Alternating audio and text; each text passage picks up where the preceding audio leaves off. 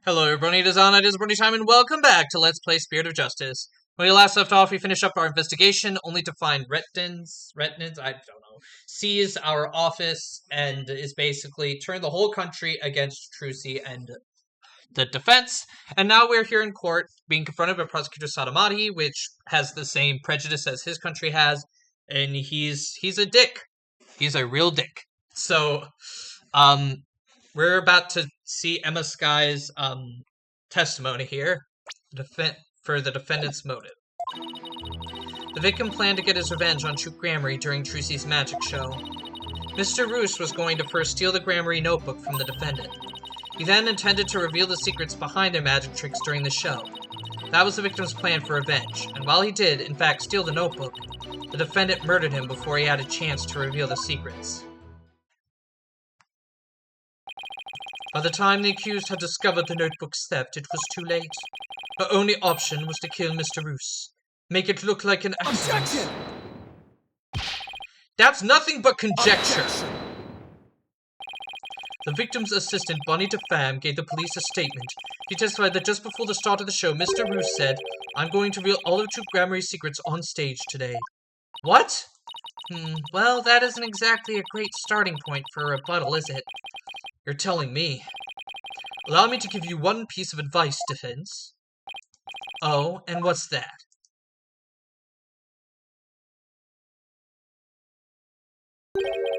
Let it go, and move on. Excuse me? Helping a sinner will only sully your own soul. One possessed of an unclean soul will burn in the flames of hell, and then be ever burdened with that sin in the next life. But I don't believe in that sort of thing. Besides, I have no intention of giving up.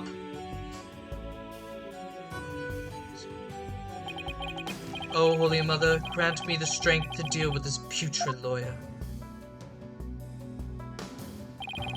All actions have consequences, and yours will surely earn you the honor of being a mere stink bug at best in your next life. A stink bug?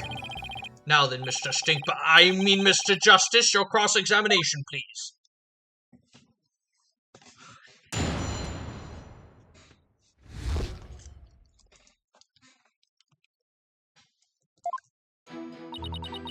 Oh wow, we have our new, destruction. I guess it's gonna change depending on where our cases are.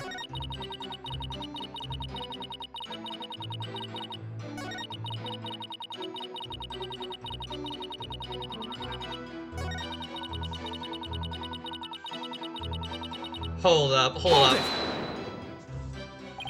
I'm sorry, but what exactly is the basis for claiming it was murder?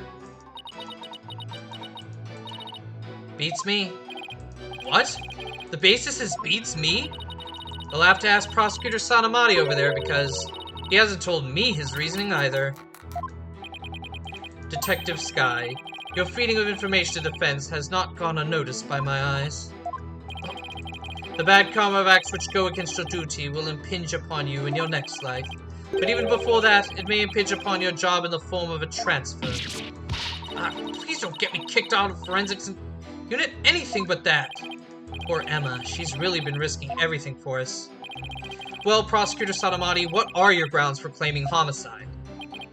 It was the luminous tape in the understage passage.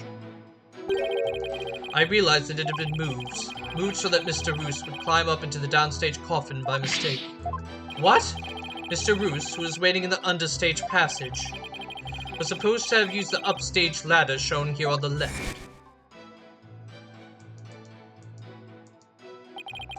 He was to climb into the coffin that had been set up in the backstage area, after being turned into a stuffed dragon during Act 1. Mr. Roos was supposed to come back to life and emerge from that coffin, but the luminous tape had been moved to mark the downstage ladder. So the victim climbed up into the coffin on the stage itself by mistake. The very same coffin the accused thrust her sword into. And you have proof that it was my client who moved the tape. But of course, Detective Sky. Oh, that's right. I identified the defendant's fingerprints on the luminous tape. She couldn't be wearing gloves. She couldn't be... You what?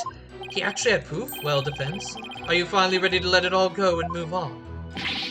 Absolutely not. Detective, please add the information about the prints on the tape to your testimony. There couldn't be any fingerprints. There couldn't be any fingerprints. She was wearing gloves.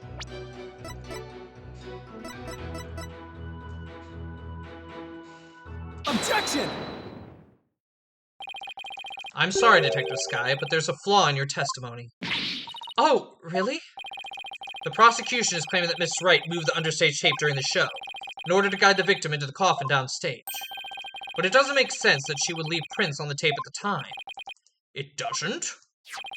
Please consider the fingerprinting results of the main coffin, which shows that not one of my client's fingerprints was found on or in it. That's true. We didn't find any of her prints on that coffin. I think you realize what the flaw in your testimony is. Claiming Miss Wright left prints on the tape during the show is inconsistent with the facts. Because she was wearing gloves during the show. Oh! She must have left the prints sometime before the show started. In other words, her prints do not prove she moved the tape to mislead the victim. The prosecution's investigation was insufficient. Oh my! But on a personal level, I'm very happy about that. Well, Prosecutor Shadamani, if the defense argument is true, and you have no evidence that the defendant moved the tape to deceive the victim. I see. Apparently, the defense is more intelligent than I had thought. More than a stink bug, at any rate. Come on, you can bump me up to at least a stag beetle now, can't you?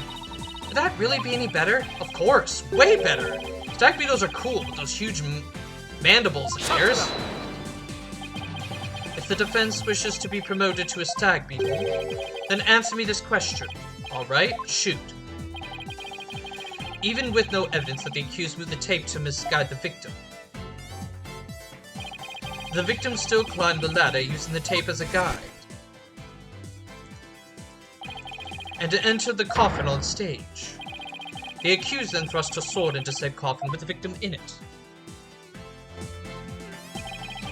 So what you're saying is the fact remains that the victim was stabbed to death, right? Precisely. However, this does drastically change one aspect of this case. If the accused did not lead the victim into the coffin on purpose, then it means the victim's death could have been accidental. If it was indeed an accident, the defense can argue that was involuntary manslaughter. I see. If it was involuntary manslaughter, they could plead extenuating circumstances, and the severity of the crime could be mitigated. Defense, if you believe the accused did not murder the victim, then do you argue that it was an accident? This is it, the all-important question. The defense argues that Mr. Ru's death was murder.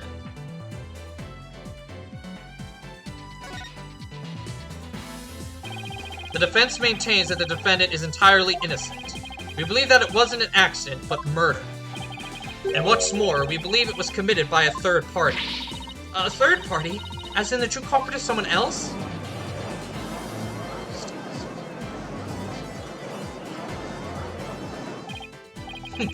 That is quite a brazen claim to make, and one wholly without grounds. Your voice is as loud as your suit, and your mind echoes just as loudly as an emptiness. Surely you were but a low red pepper in your previous life. I've been demoted to a vegetable? Wow. I didn't know a person could be reincarnated as a non-sentient plant. Actually, plants are considered living. In any case, I do have grounds to make this claim. Let us hear this reasoning of yours, then. Alright, but before I give it, there is one question that we need to address.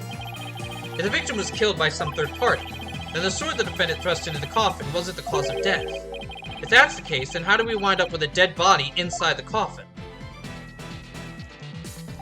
A very good question. Now let's hear your opinion, Mr. Justice. How did the victim's body wind up inside that coffin? He was killed under stage. What if the victim was killed under the stage before being put into the coffin? In other words, what if the victim was already dead in the coffin from the get-go? Oh, I see. In that case, the defendant's sword wouldn't have been the cause of death. How do you respond, Prosecutor Sadamari? That is the third time. The third time of what? Yeah!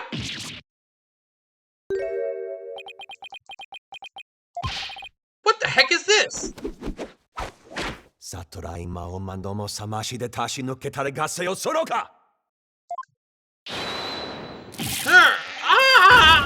My head!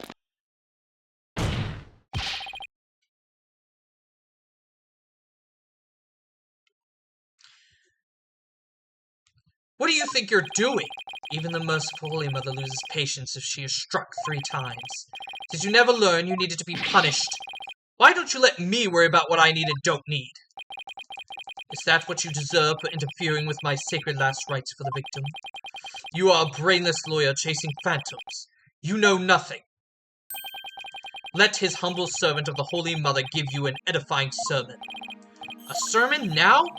There is a passage in the sacred scriptures of Kudainism. A cornered frog will swallow even a snake. Huh? A corner-head lawyer has unexpectedly struck back hard against the prosecution. Did I get it right? No, for I'm not done with my sermon. And yet, the frog still dies, its belly bitten and torn from within. Just great. And in this case, you will that frog defense. What exactly is your point anyway?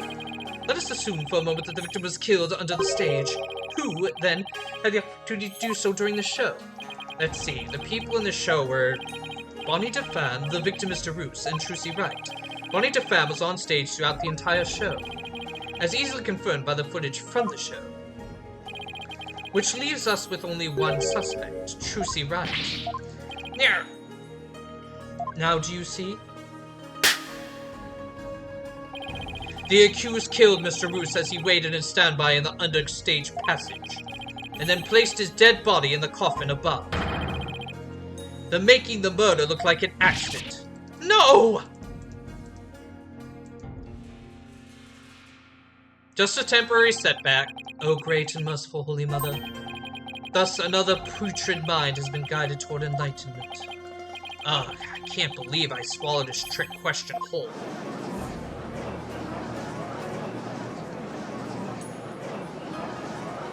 Objection!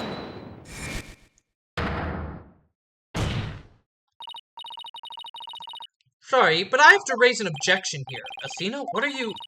There's something I want to point out, Apollo. And who might you be? You strike me as a mere child in countenance.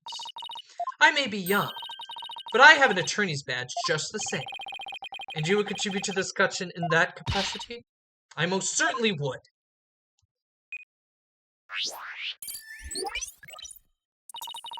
You just argued that the defendant killed the victim under the stage. Well, let me remind you that Miss Wright is a girl. Clearly. Surely you didn't raise an objection simply to point out such an obvious fact. Your Honor, please send for this little child's guardian to come take her home. But I'm not done with my sermon! You don't need to talk like Prosecutor Sadamari, you know. Listen, if the victim was killed in the understage passage, then his body would have to be hauled up onto the stage, right? However, Miss Wright is a young girl, and a pretty petite one at that. She couldn't possibly have hefted that large body up and put it in the coffin. That's true, it does seem like it would be a rather difficult task for the defendant. I don't think even I could do it. What do you think of that, Prosecutor? Who's a child now? In my religion, the priestess of Kudainism are revered as the pillars of our beliefs. For I naturally hold nothing but deep respect for women. I also think highly of the female perceptive. There's a man who called this fair maiden a little child. Who's a fair maiden? I agree that your point is worth discussing, defense. How indeed was the dead body raised up into the coffin? By the accused, Trucy Wright, that is. You've committed to pointing the finger at her no matter what, huh? Then you explain how that'd even be possible. But of course.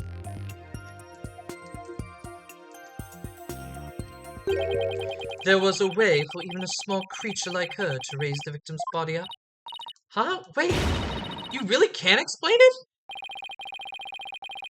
I foresaw that our arguments would come to this, so I have prepared a witness. Well, well, I admire your readiness, prosecutor. It is really not that difficult when one can read the ultimate outcome of any trial. He couldn't have really predicted that things would turn out like this, could he? It's pretty hard to believe. Excuse me, but may I step down now? Yes, I suppose you may. One moment, Detective Sky. I'm sorry for, the way I handled all of this. You did a fine job, Detective. Your testimony was invaluable. It was? Yes. You served well as a detective and did not allow your personal feelings to interfere. You overcame the conflicted emotions you felt to perform your duty admirably. You will be rewarded for your fine work. Oh, thank you. I hope we can work together again in the future. Seems bewildered by the unexpected praise. Guess he's a pretty nice person, like they say, as long as you're not up against him. Now then, let us call the next witness.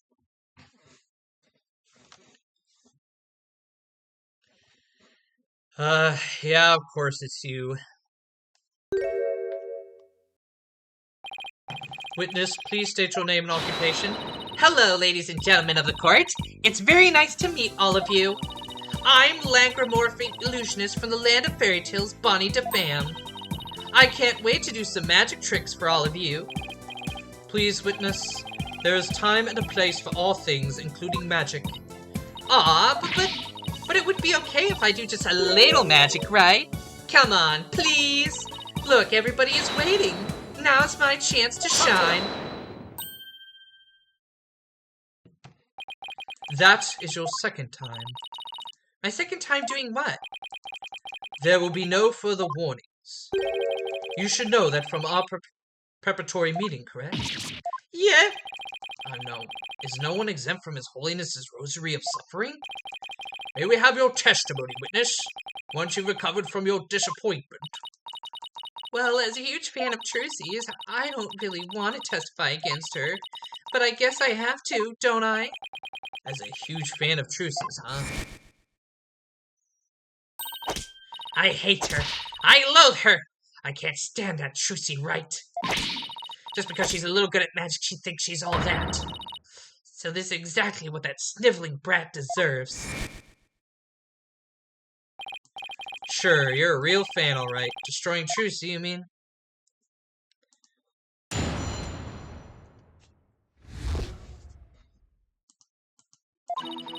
I really can't believe that Trucy killed Mr. Roos. I guess it's possible for a small girl to lift a dead body up if she used a stage lift. Is it possible? Could Trucy really have? If Trucy did use a stage lift, I think she must have used stage lift too. I was on stage for the entire show, by the way.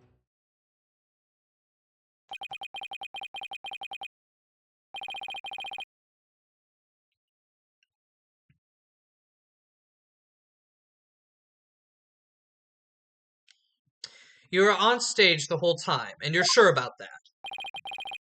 There is no question. The entire audience can testify to that fact. What's more, she is shown clearly in the TV footage as well. I couldn't possibly have killed Mr. Roos. Not little old me. Therefore, the only person who could have killed the victim on the stage is the accused. Furthermore, by using a stage lift, even a petite young lady could have raised the body up to the stage without difficulty. You gotta be kidding me. Very well, the defense may now cross-examine the witness.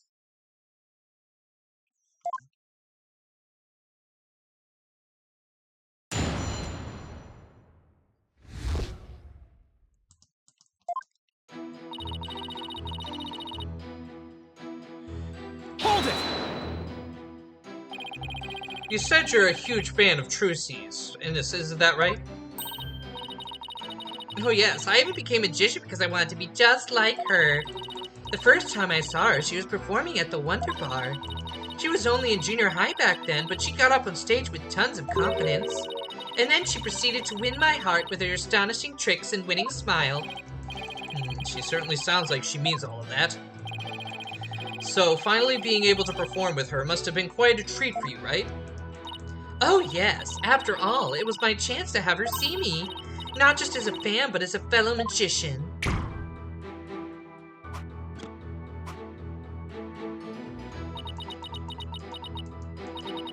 But then that horrible accident happened. It was not an accident. It was murder. Witness, please explain, if you would, how a small young woman such as Trucy Wright could have raised the body. I guess it's possible for a small girl to lift a dead body up with a stage lift. Hold it! What makes you think it would be possible? It's not like you tried it out yourself, right? Well, actually, we did try it out for ourselves. You did? Detective Sky, if you would. Oh, so that's why you made me do that. Detective Sky, what did he have you do? The prosecutor asked me to try raising one of the male police officers with the stage lift, without a single word of explanation as to why he was making me do it. You're kidding. It's as if he really can foresee all of our counter-arguments. Do not underestimate this humble servant of the Holy Mother. More like haughty. I guess that means Trucy could have lifted the dead body up. Does that mean...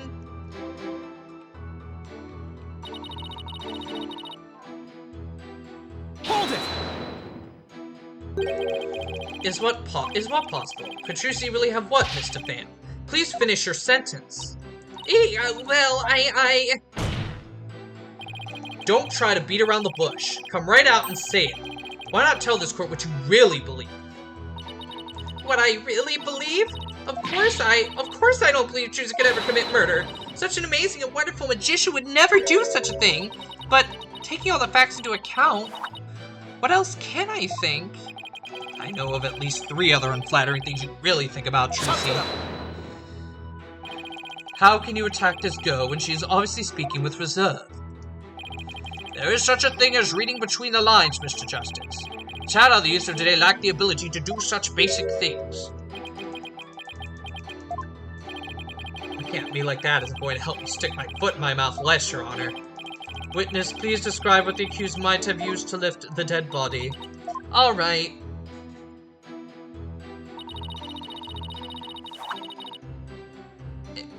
Hold it! Stage lift number 2. You mean the stage lift shown here on the left? That's right, with a stage lift. I think even a small girl could easily lift a dead body up to the stage. And so that makes her the murderer in your opinion? Of course not! I believe in Trucy. Like I said, I'm a huge fan of hers. Oh, brother, how long is she gonna keep this act up? Defense, what position was stage lift 2 in after the show? Let's see. If I recall, it was in the fully raised position. Ah! And the reason why it was fully raised is because the accused used to lift the victim's body up. Wouldn't you agree? Feel free to slowly null it over while you roast over the flames of hell. You evil red pepper! So I'm also evil? Hold it! You didn't have a single spare moment to slip down the understage passage. Huh? Don't tell me you suspect me now! I'm just trying to do my job by fully examining your alibi. Depending on how solid it is, I might have to suspect you, yes. You gotta be kidding me! Don't spit on my head and tell me it's raining, lawyer boy! I'm right there in the footage, or are you too much of an idiot to see? Huh?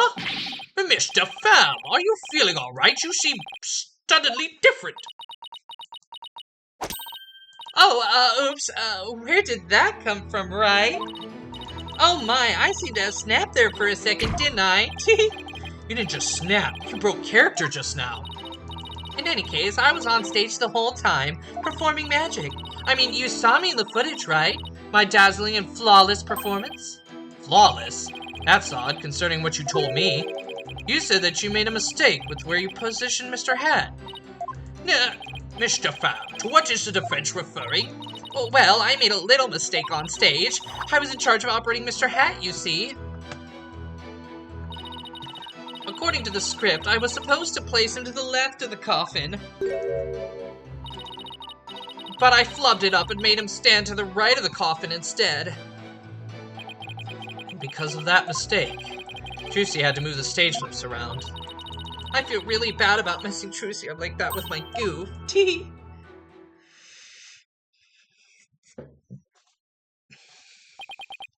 Darn it, I don't see any inconsistencies in her testimony. Hehehe. Now, do you know who the real killer is? Come on, Gramps, don't just sit there. Hand on your ruling, pronto. Do it quick, before you keel over up there. I beg your pardon! Oops, what's gotten into me? I'm so sorry. I give her another 5 minutes before she tears off that mask. Well, Defense, are you ready to let it all go now? Of course not, I'll never give up. I see. I suppose this too is fate. The sacred scriptures of Kurainism describe a variety of hells for the damned. For someone like you who struggles carelessly against his fate, Papul Bolshig seems most appropriate. People boil what? Oh wait, that's Kurainese. What sort of terrible place is Papul Bolshig? A place where the more one struggles, the further one falls into the abyss. At the bottom of the abyss, a ferocious beast awaits. Think of it as something akin to Antalian's sand pit trap. Oh, there's one of those in my backyard! Wow, Kurin's hell is closer to home than I thought. Now then, it would appear that the witness testimony supports the prosecution's claims. That the defendant is the only one who could have killed the victim under stage. Grr, how are we supposed to get out of this jam? Hey, Apollo, if you can't find any contradictions, maybe it's time to use analytical psychology. You mean, I heard some discord in Bonnie's voice while she was testifying. See? Widget is picking up on the noise in her heart, too. That's right. Athena can hear things others can't with her super-sensitive hearing. She can hear the emotions people suppress as a kind of noise or discord in their voices. Alright, Athena, let's give it a try. You got it! Hold it! Your Honor! I'm afraid that our witness, Mr. Pham, is suffering under terrible traumatic stress due to this horrible incident. She is? Yes, what with that terrible death on stage, and her beloved Trucy getting arrested, she's under awful strain and shock. In fact, I don't know how much more she can take before she's unfit to testify. What? Oh, I've heard of that. What is it called? Postal stress disorder, right? It's where a person becomes uncontrollably angry, I think. Read about it somewhere. That's going postal, Your Honor. This is PTSD. Oh my, so that's why the witness acts so hostile at times, as if she were a different person. Yes, and I think her condition is clouding her memory of the incident. Therefore, I suggest a short therapy session for the witness. Hold it! Therapy! You don't know the first thing about a magician's mental strength. I've risked my life jumping through rings of fire and having my body sawn in half. Oopsie, boy, I have to watch my temper, don't I? Teehee.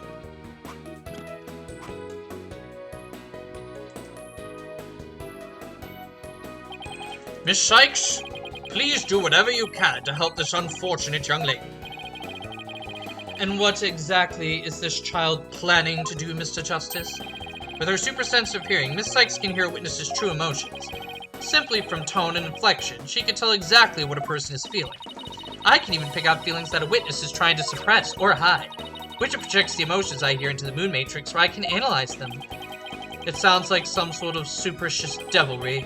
Though I find it hard to believe, I must ask, how do emotions constitute evidence? Well, I won't say that emotions can be taken as evidence per se. I have seen how instrumental Miss Sykes' work has been in cracking a case. Therefore, I wholly support giving it a try.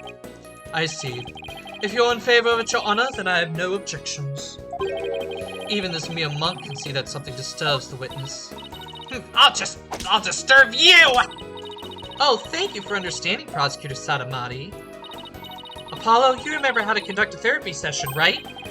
You want me to lead the session? Of course. You're the lead on this case, after all. Fair enough. But, do I need a refresher? No need. I think I'll still remember for the last time, so let's get right into it. Okie dokie. You ready, Widget? Let's do this!